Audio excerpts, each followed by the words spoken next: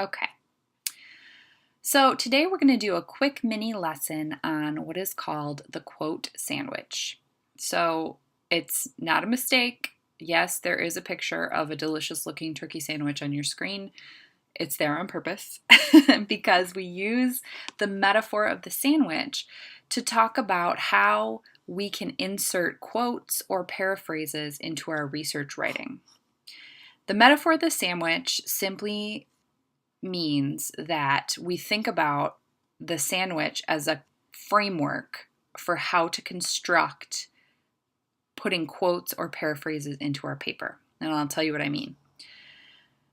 We think about this top piece of bread, we call it the lead in. So this is a sentence or two in the writer's own words, in your own words, that sets up the quote or paraphrase and lets readers know why it might be there.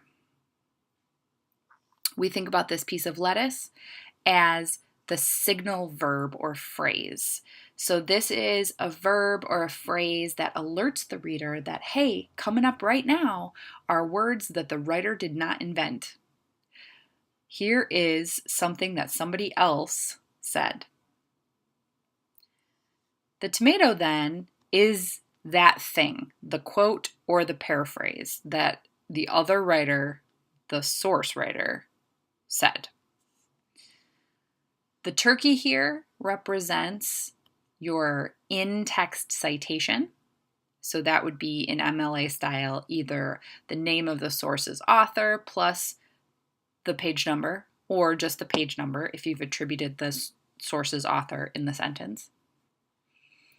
And now, super important, just like you would not have a sandwich with only turkey on the bottom, gross, you always want to have this bottom piece of bread, or as we think about it, the lead out, a sentence or a part of a sentence that connects the quote or paraphrase back to the writer's main argument.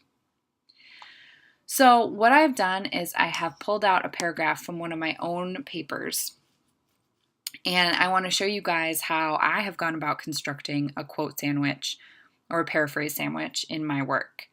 So we'll go through it together. All right, so I'll read this paragraph to you, and then we'll break it down and see where the quote sandwich or paragraph sandwiches are hanging out. An ecological model of writing, then, can be used as a framework to think about how knowledge transfer from home or personal discourse experience might be accessed and deployed in the first-year classroom. Bronfenbrenner argues that not only are these interactions important to development, but they, quote, can be as decisive for development as events taking place within a given setting, unquote.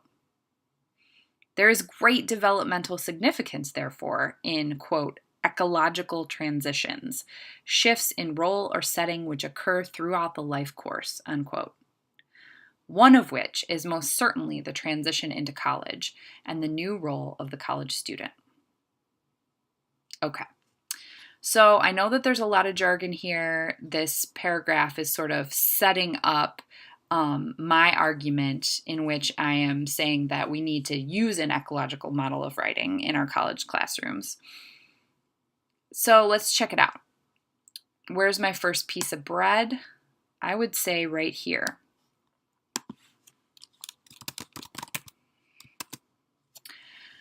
This first sentence is all my own words. So this is just me talking and setting up why I think this ecological model of writing is important, and it's also setting up the stuff that I'm pulling from Bronfenbrenner.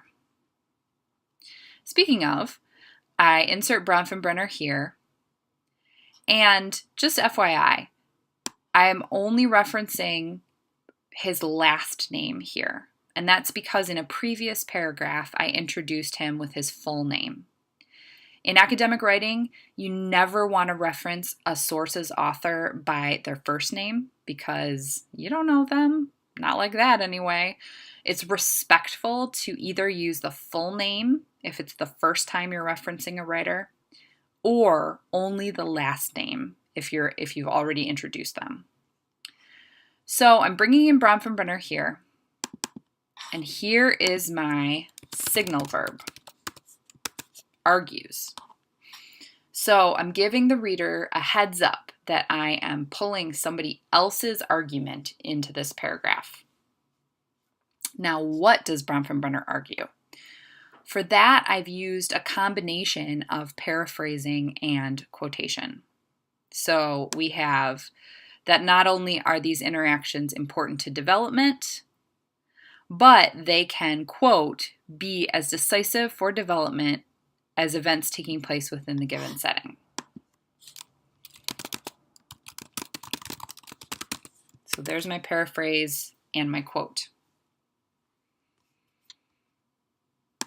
Here's my citation. This in-text citation only needs to be the page number because, of course, I've attributed Bronfenbrenner in the sentence. Now, what about this lead out? So I have a little bit of a sentence here. There is great developmental significance, therefore, in these transitions. But interestingly, in my lead out, I also combine like a second quotation from Bronfenbrenner.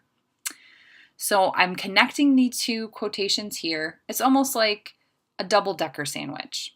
So here's a piece of bread right in the middle of my sandwich.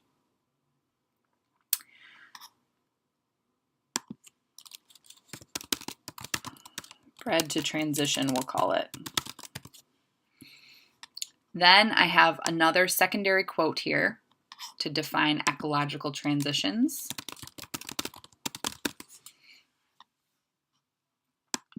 And here is my lead out sentence for the whole thing.